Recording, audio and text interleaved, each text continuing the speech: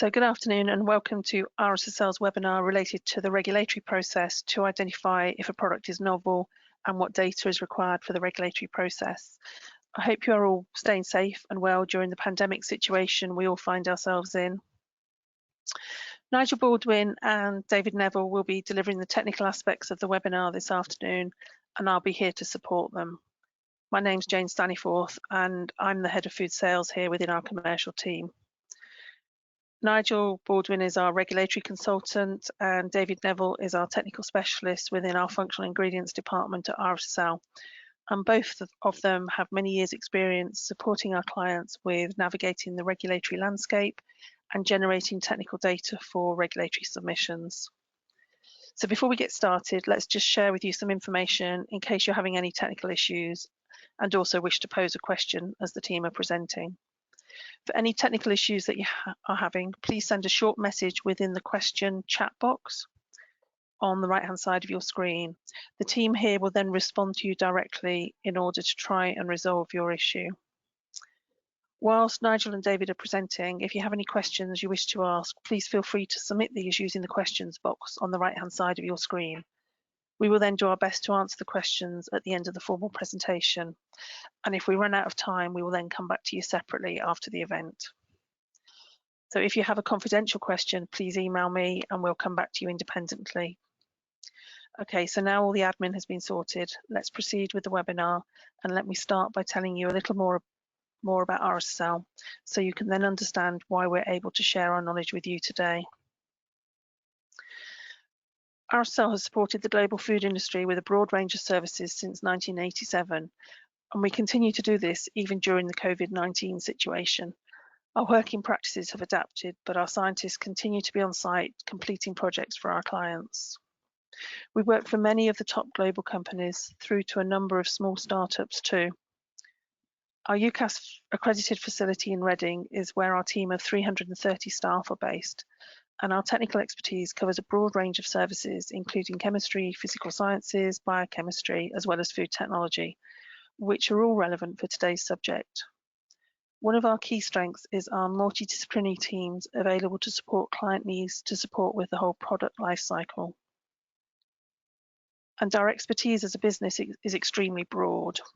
We provide a range of services to support research and development programs through to food safety and quality services. We also provide a number of product and contaminant analytical services to support the sector with the resolution of manufacturing issues or consumer complaints. We provide an extensive range of product development services from both food technologists working on the bench developing and optimizing recipes through to analytical support for your internal MPD teams. This slide covers all the services we provide to support the industry with regulatory support for ingredients. Services start with help to define the regulatory or the relevant regulatory strategy for your ingredient, through to generating the relevant technical data for inclusion with submissions. I will now hand over to Nigel and David to present the technical content of this webinar and tell us more about the steps involved in identifying if your material is going to be considered a novel food or simply an extension to a current authorisation. An overview of the regulatory landscape right through to what is required for a novel food application will be covered, and we will then do our best to answer questions that you've asked. So over to Nigel.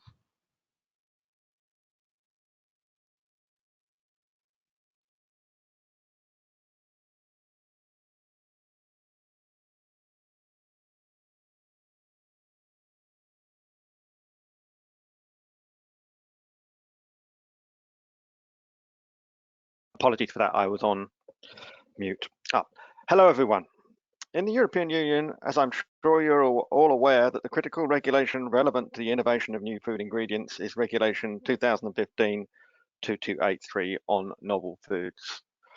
This is the second version of the novel food regulation with lots of updated parts, but critically, the fundamental point for you to prove is whether or not your ingredient was deliberately used as a food ingredient before the 15th of May 1997.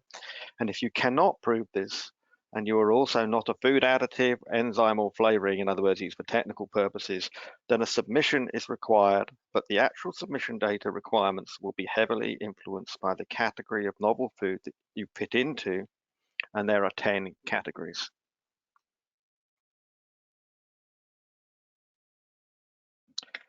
Category 1, with a new or intentionally modified molecular structure. An example would be allulose, which is a new or low-calorie sugar. Category 2 is a food consisting of, isolated from, or produced from microorganisms, fungi, or algae. An example would be something like DHA-rich oil from the microalgae. 3 would be food consisting or isolated from or produced from material of mineral origin. An example would be something like iron sodium EDTA as a new source of iron. Category 4, consisting of, isolated from, or produced from plants or their parts. An example would be chia seed.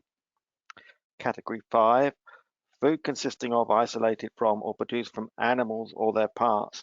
And an example of a couple here, one would be rooster comb extract, or in fact insects. Insects are animals, they're very topical at the moment. They fit under animals. Next slide.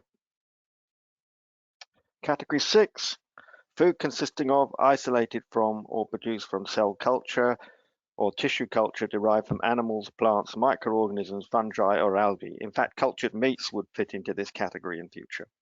Category 7, food resulting from a production process not used for food production within the Union before May 1997, which gives rise to significant changes in the composition or structure of the food, affecting its nutritional value, metabolism, or level of undesirable substances. This one on its own has not been used so often, apart from maybe in the early days when an example would be high pressure pasteurization.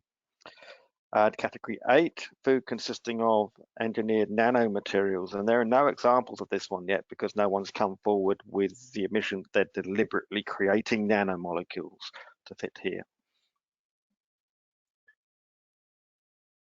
Next slide.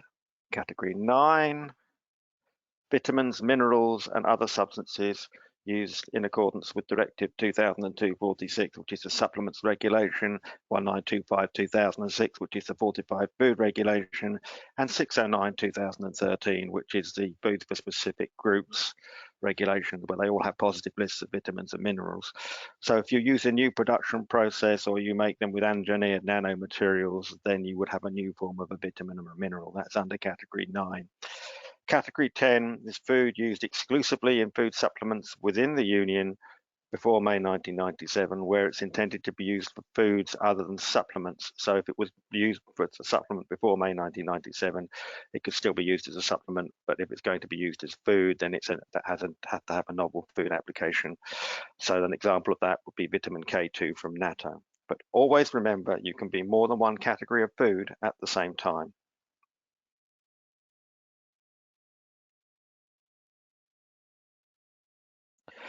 So how do I decide? You have to ask yourself questions, and the following questions will generate the data to back up the answers. Is evidence clear and documented that it was consumed before May 1997 in its current form, using its current process? Significant changes, were there any in the composition as a result of processing? Significant changes in the nutritional metabolism profile as a result of processing? Significant change in undesirable substances, or a change in the intake patterns compared to the same part of the food as a whole food?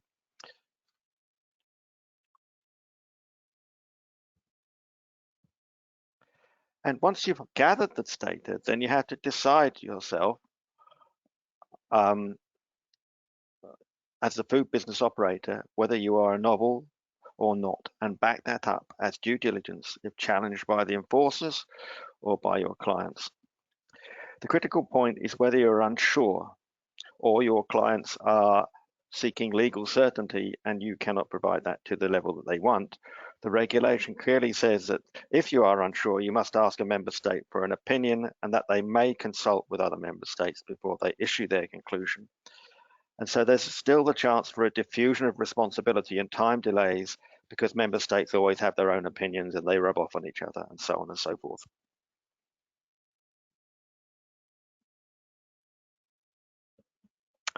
And there is a specific procedure now laid down for this process under Commission Implementing Regulation 2018-456. The food business operator is required to consult a recipient member state and provide a cover letter, a technical dossier, a supporting documentation explaining why you think you're not novel, and an explanatory note explaining why you think you're not novel. And the member state has up to 4 months from when they consider an application to be valid, which is extendable by another 4 months with stop clocks before a decision is made and then notified on the Commission website.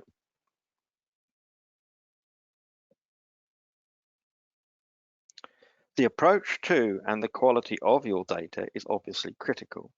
And it's the same type of test. It's the same tests are required for whether it's proving it's not novel or whether it's for a full novel food application. You have a comparative approach for the not novel consultation, and you may have an absolute and or a comparative approach on safety for a full novel food submissions to EFSA guidance.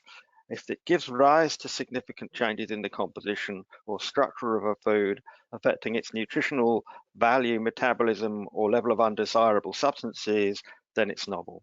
Put simply, it's often a case of selective isolation or extraction and proving that point.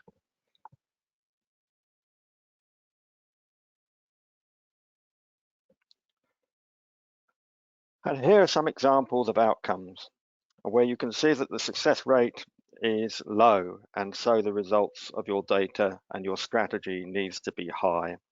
Okay, so now I can hand over to David to go into the detail of the analytical data requirements.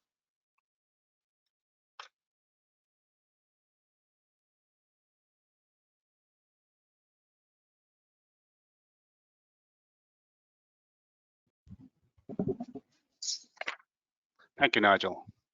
In this section of the webinar, we shall review analytical data requirements that must be submitted. In addition, examples of model food systems and generated data will be presented. What will be presented is not exhaustive, but gives a sense of the depth of analysis that may be performed and what requirements of the submission dossier that data fulfills. The novel food regulations stipulate what information must be submitted. As Nigel highlighted previously, Regulation 456 lays down rules for the implementation of Article 4 of Regulation 2283 with regards to the procedural steps of the process to determine whether a food is novel. Regulation 456 Annex 2 tells us the information that must be submitted as part of the technical dossier. The document also provides a uniform template for submission when undertaking the novel foods authorization process. There are 3 sections within Annex 2. Section 1 is relevant for all food types, Section 2 is relevant for extracts, and Section 3 is relevant for foods resulting from a production process not used for food production within the Union before the 15th of May 1997. The greatest amount of information is required for Section 1. I shall now go into a bit more detail for the relevant sections with which RSL can help with the submission process.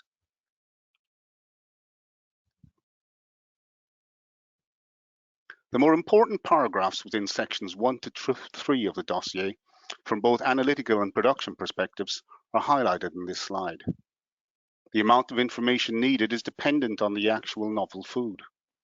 Where chemical substances are the basis of the novel food submission, the purity, stability in food matrices, allied to consistent production processes, require a substantial amount of testing to ensure the submission requirements are met.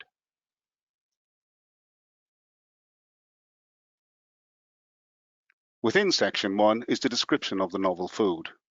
This will include information such as to how the product may be labeled in a food product, the characteristics composition of the novel food, food category use, and maximum levels.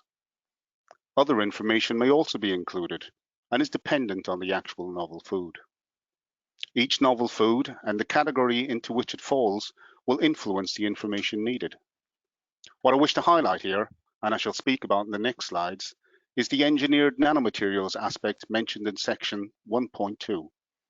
This is an important aspect of testing and is mandatory where these exist within the novel food. As a consumer is more informed about the constituents of their food, the supplier, in parallel, must perform the correct testing on the products to ensure specification, use, and safety.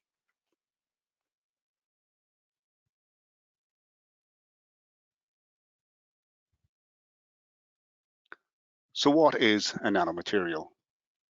The definition is very specific, and EFSA's 2018 guidance document gives an extensive overview of the testing requirements and a decision tree for true nanomaterial definition within food matrices. Reference to this document is highly recommended. Nanomaterials, engineered or not, possess properties that are different from bulk materials. While their distinctive structure and functionality offer many advantages, as flavor carriers, enhancers, moisture absorbers, their physical chemical properties have been more frequently scrutinized by regulatory bodies worldwide. This is due to increasing safety concerns associated with their interaction with the human body and potential carcinogenic effects. As the definition states, it is the size of the particles that defines whether it is nano or not, and how it survives the digestive system that impacts the assessment undertaken. There is no one method, so the application of multiple techniques creates the necessary scientific evidence for the technical dossier. The methods chosen not only define size, but other characteristics such as surface area, agglomerates, and shape.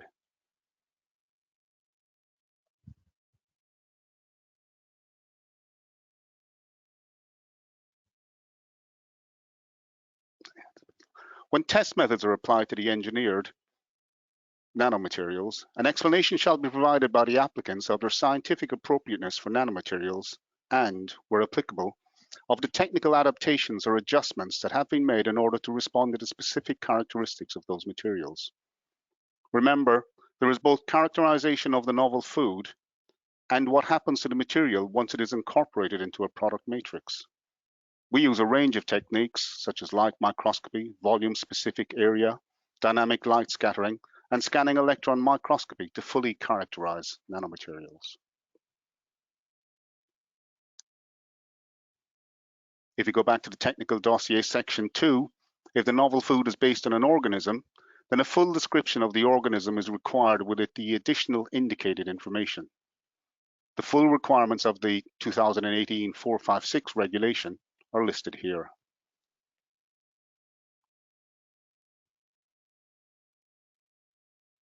If the novel food is a chemical substance, then a full description of the substance is required. The full requirements of the 456 regulation are listed here. However, there are a number of aspects to fully define the specification of the material.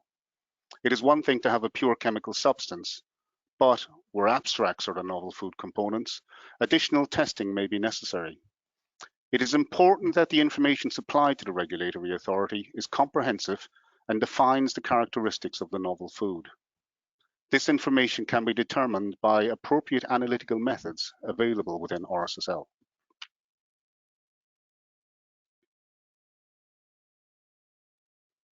To assist with providing the data regarding identity and composition, the following aspects need to be considered. Assay and purity. There are multiple techniques that can be used: NMR, HPLC, ion chromatography, etc. Many give complementary information and help fully define your product. The team at RSSL have expertise to develop new methodologies for novel foods, whether chemicals or simple mixtures. For chemicals and simple mixtures, multiple techniques can help define composition, ratios, consistency of process, among others. With complex botanicals, selective extraction, for example, use of solvents with different polarities or hydrophobicity, fingerprinting, HPLC looking at key markers, for example, lycopenes, beta-carotene, rosemary extract, where you look for rosmarinic acid, can be performed. Additional information that may be necessary include nutrition and composition information, protein, fat, carbohydrate, minerals, etc., as would be defined for insect oil, a novel food coming on the market.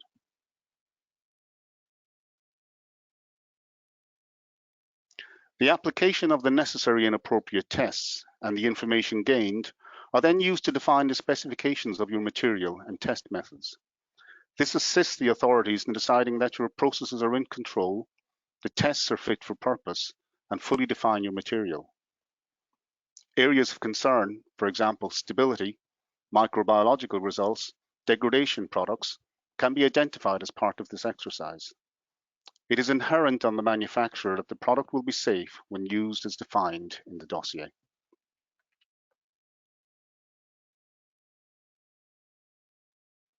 The conditions of use of your novel food are somewhat defined by the category into which the novel food falls. However, for all novel foods, the amounts per serving, daily limits, and age-specific limits must be defined. The types of products should be part of the scoping for the novel food use and may also form part of matrix-specific product testing, of which more later. The production process used is an important part of the submission. Within the production process, there may be processing steps, use of enzymes, buffer salts, hydrocolloids, etc., followed by chromatography steps, homogenization, and others. The safety risks of the steps in the procedure and the composition of the final product must be assessed to ensure the material is fit for human consumption. The testing used and criteria used to define a final product composition must be defined as part of the technical dossier.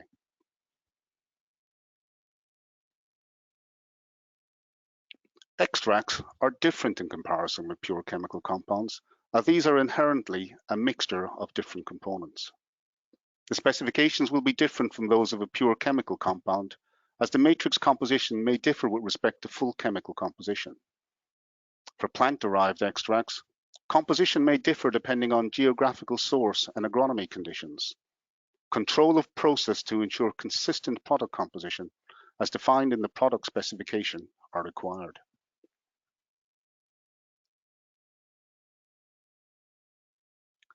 The third production process component of the technical dossier is specific for foods resulting from a production process not used for food production within the Union before 15th of May 1997.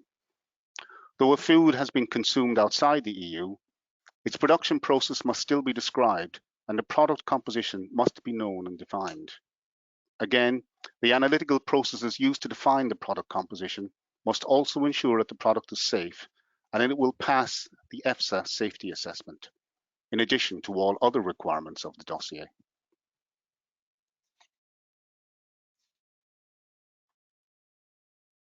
In any process, there is a risk that undesirable substances that ultimately affect product safety, shelf life, and matrix-specific uses may be present. These substances can arise from the agronomic conditions or may be introduced as part of the production process. These must be characterized and levels ascertained. Limits for undesirable substances are set by regulations and law and must be met for the novel food. This slide demonstrates some of the contaminants that are possibly present, depending on the process used. These are an important safety consideration for all food products and not just novel foods. The presence or absence of these undesirable substances must be confirmed by appropriate testing.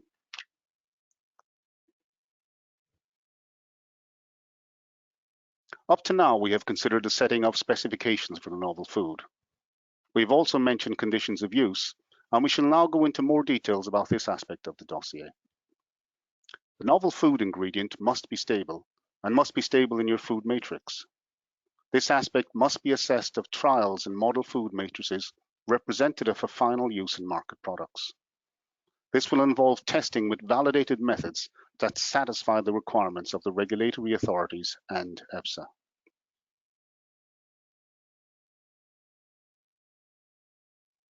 Analytical method validation must be performed for all methods referred to in the dossier. There are specific criteria that must be satisfied to ensure the method generates results that are specific, precise, and accurate. In addition, testing of the novel food is necessary to define the product specification that must be listed in Section 1 of the dossier, and different analytical methods may be required when testing in product matrices. Quantitative extraction must be shown, and the possibility of interfering substances when demonstrating specificity are now heightened. Stability information is important, as this may also guide the shelf life once incorporated into products.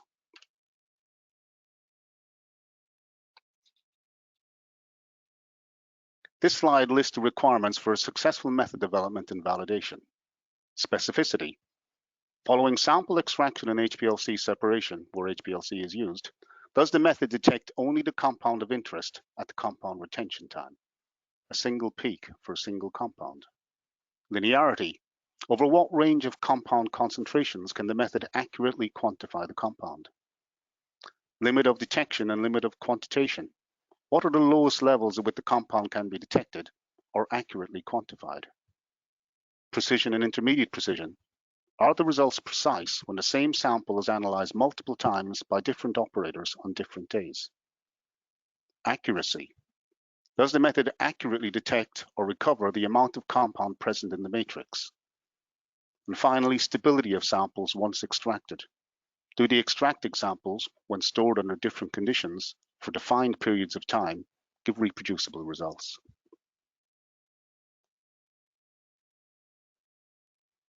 As mentioned, the same approach to raw materials assessment is undertaken. The methods used, again, must be validated and demonstrate product stability over the storage shelf life. These methods define the product specification as present on the market. Accelerated shelf life testing using recommended storage conditions that can be performed within RSSL may be undertaken to help define raw material stability. In addition, depending on the packaging used, extractables and leachables testing can be performed to ensure no transfer of undesirable packaging components occur. Testing in product matrices is additional to this phase of testing.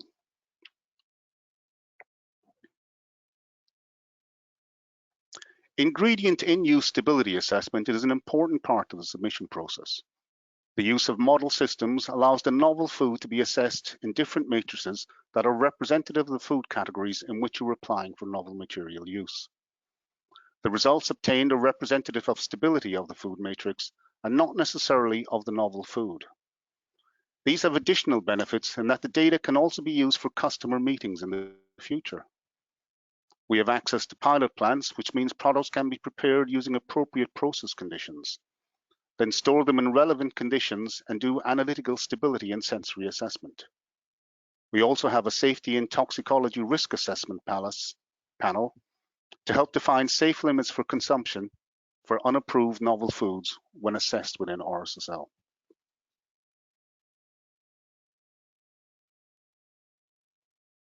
Compounds are formulated into model systems at the required dosages per serving. Different matrices are subjected to different process conditions and are representative of a range of product types. Cereal bars are solid, yogurt, semi-solid, and drinks, whether they undergo liquid or pasteurized liquids that may undergo pasteurization or ultra-heat treatment. In yogurt, the food can be incorporated into the white base where it undergoes fermentation, or the fruit prep where it undergoes pasteurization. Each matrix may have method and compound-specific extraction to ensure maximum recovery prior to analysis. All matrices are compared with placebo products where the product of interest is absent. By use of a placebo, a peak or peaks due to the product of interest can be identified. Therefore, if any degradation occurs, a reduction in the quantity of novel ingredient may be correlated to the appearance of a new species in the chromatogram. Of course, this is an outcome that we would hope not to see.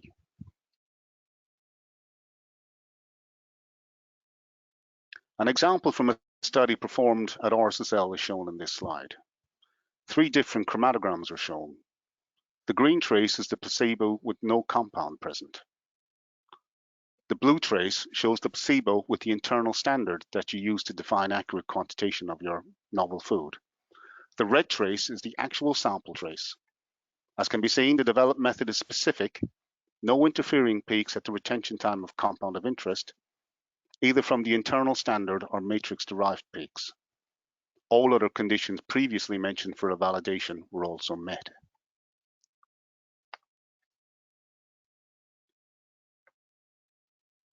At the end of in-matrix stability testing, the following data is obtained. Concentration / stability of compound in each matrix at each time point tested. The time points tested often mirror the actual shelf life of model products. Additionally, is the compound stable through processing? Do the effects of heat, shear, for example, affect the compound? Is there evidence that, where losses are observed, we can see the degradation products? That is, appearance of new peaks not observed in placebo sample or initial time point testing of product within the novel food. If present, can we rationalize degradation to product matrix? Acidic, solid, liquid, heat, for example? Do the taste, color, texture of the product change with time? All of this information is important for EFSA submissions as part of authorization and as part of the technical dossier where proposed uses are defined.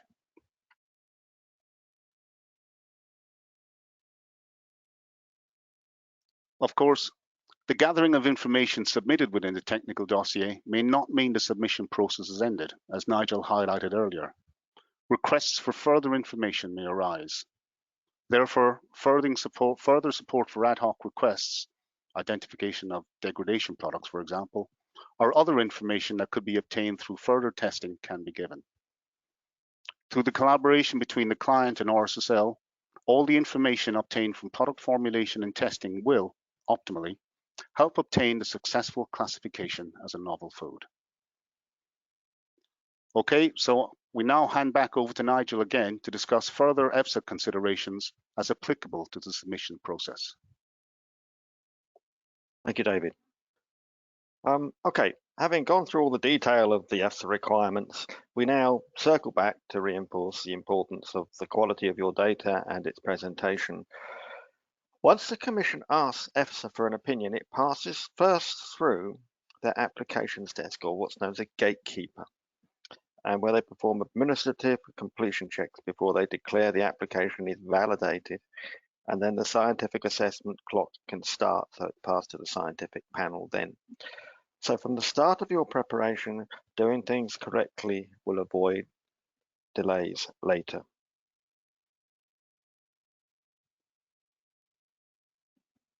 Here's the specific administrative guidance that the app desk use. There's scientific guidance and there's a separate administrative guidance.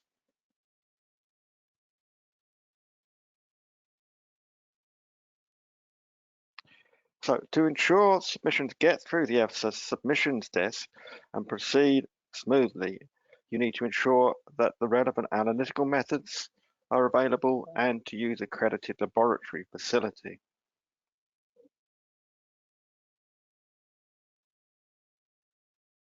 And within the EFSA guidance, the administrative guidance, we have a number of appendices, but I'd focus you on Appendix B2, which specifies the information that is required. For example, to define the parameter that you're looking for, such as heavy metals, the specific analytical method used, including the name of the method and its references, the certificate of analysis, the facility where the study was carried out, and accreditation of the facility. All of this has to be tabulated along with your petition.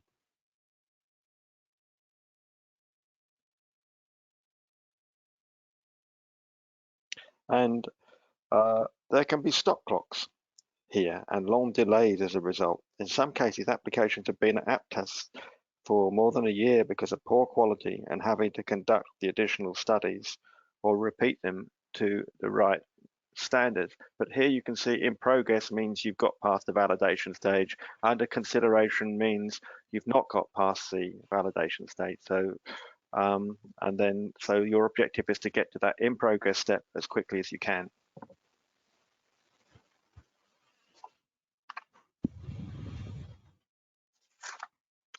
And here is just one prime example, and you all know the discussion about the ongoing CBD.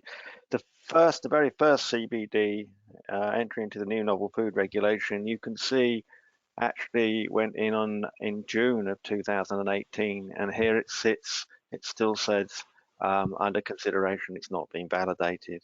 So this is how you can reach a stalemate and not go any further unless you do things right. Thank you. Okay, so thank you, Nigel and David, for an in-depth overview regarding the regulatory process to understand if your material is novel, and if so, what technical data is required for your submission. I'm sure you agree that the subject is very complex, and our role is to assist our clients to navigate the process, ensuring we are generating the right data that the regulators can trust. So thank you for all those attendees who've asked some questions. We'll now start to work through some of those questions. So the first question is one for you, Nigel. Does the history of use in the UK before May 1997 still count for EU novel food criteria and vice versa?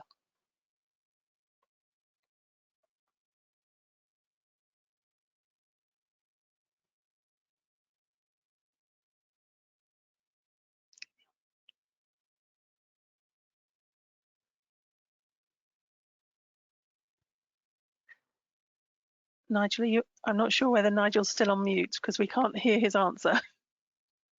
Oh, sorry. Or he's considering the Sorry. answer. Yes, in the same way, the consumption in member states that have joined the EU since 1997 counts. So you will so will that for the UK. So basically, yes. The answer to the question is yes, it will.